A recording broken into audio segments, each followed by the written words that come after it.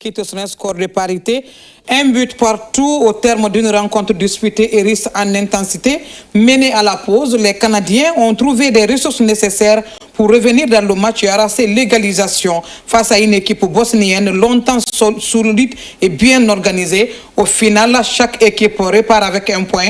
Un résultat qui reste encore toutes les possibilités ouvertes dans ce groupe, mais qui pourra compter au moment de faire les comptes.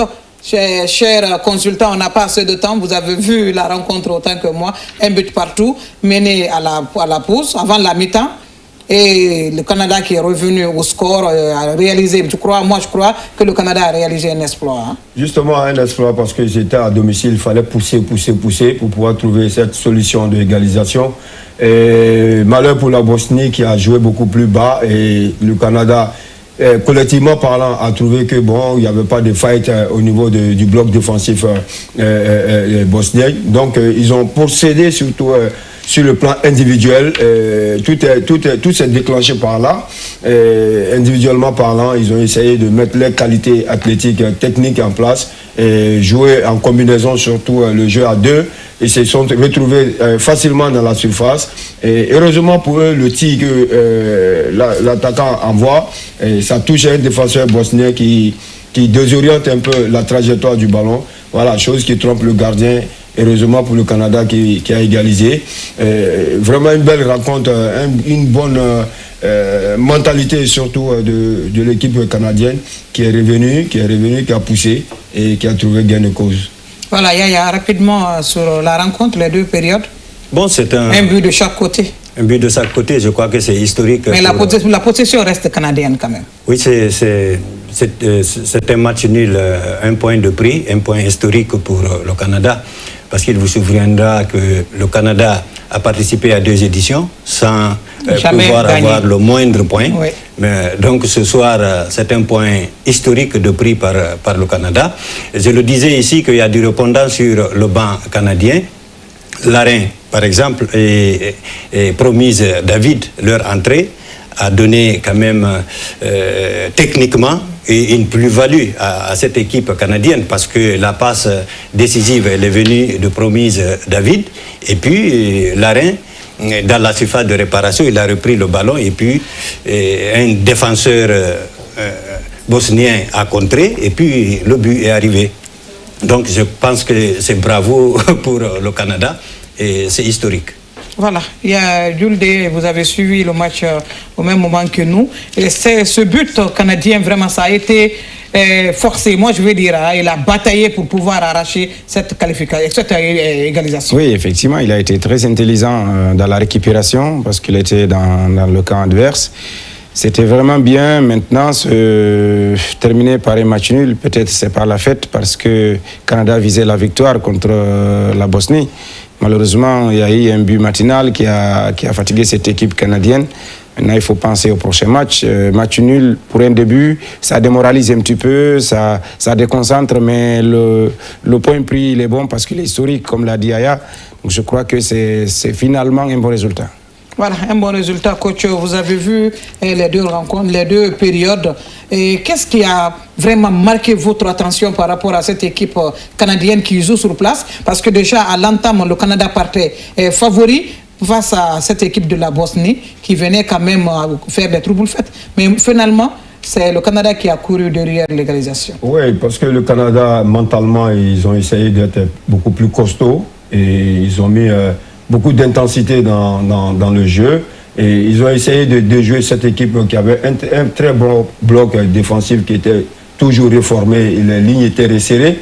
Après, stratégiquement parlant, ils ont misé surtout sur leur individualité et chose qui les a amenés à atteindre de temps en temps la surface de réparation, de temps en temps à gagner des duels. Ça fatiguait la défense bosnienne, ça fatiguait surtout les milieux, parce que le jeu ne se faisait plus collectivement, c'était individuel.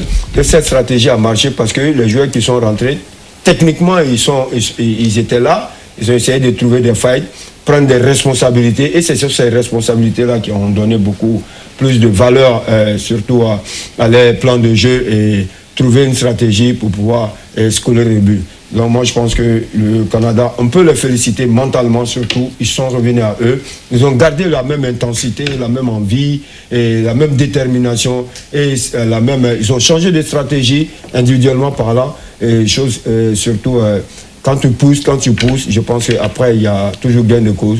Et félicitations à eux surtout. Voilà, félicitations. Est-ce que c'est vraiment félicitations ou bien on peut compter sur cette équipe canadienne pour le deuxième tour? Parce qu'aujourd'hui, on a vu cette équipe jouer.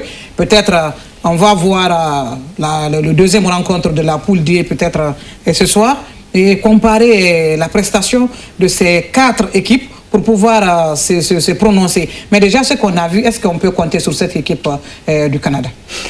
Si le Canada sort de ce groupe, ça serait un exploit, il faut le dire, parce que c'est que mais moi je pense que il y a du répondant, comme je le disais tantôt, sur le banc de cette équipe. Si l'entraîneur arrive à trouver l'alchimie qu'il faut, l'osmose qu'il faut, moi je sais que cette équipe peut sortir de la phase de poule, parce que bon, c'est pas la poule, elle est jouable. Elle est jouable pour le Canada, même si ce soir on n'a pas vu Jonathan David qu'on attendait beaucoup, mais peut-être que les prochains matchs il va tirer les leçons et puis l'entraîneur va tirer les leçons pour pouvoir capitaliser tout ça et puis pour aller de l'avant. Mais c'est pas un mauvais résultat pour le Canada quand on sait que c'est une équipe qui n'a pas l'habitude de gagner le moindre match dans une coupe du monde. Donc je pense que il faut se ressaisir. Voilà. Et c'est bien parti. Et c'est bien parti. Jules, vous allez dire un mot sur le match de demain Brésil-Maroc. C'est l'affiche de demain. Oui, ça va être avant qu'on se quitte. Ça va être une très belle affiche.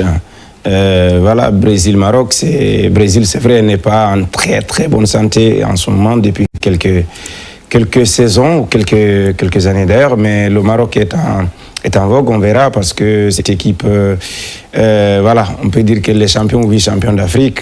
Elle a beaucoup d'ambitions avec des joueurs de très haut niveau comme Hakimi, comme Brahim Diaz, des joueurs qui vont très vite. On verra, mais quand même, le Brésil reste le Brésil. On verra ce que ça va donner. Mais on est pris par le journal qui nous talonne avec le service, comment dirais-je, la rédaction politique. Ainsi s'achève notre débrief de cette rencontre. Merci à nos consultants, à nos partenaires, notamment General Drink, producteur et distributeur de boissons Vandam et Rama. Merci de nous avoir accompagnés pour cette rencontre. La Coupe du Monde, ce ne fait que commencer et promet encore de nombreuses émotions. Et très bonne soirée à toutes et à tous. Vous allez être demain avec l'équipe d'Abdoulaye Gallo pour le match Brésil-Maroc. Et bonne soirée à tous. Je voulais dire bon début de semaine, mais on n'est que vendredi. Et bonne soirée et bonne suite de programme sur la télévision nationale. Au revoir.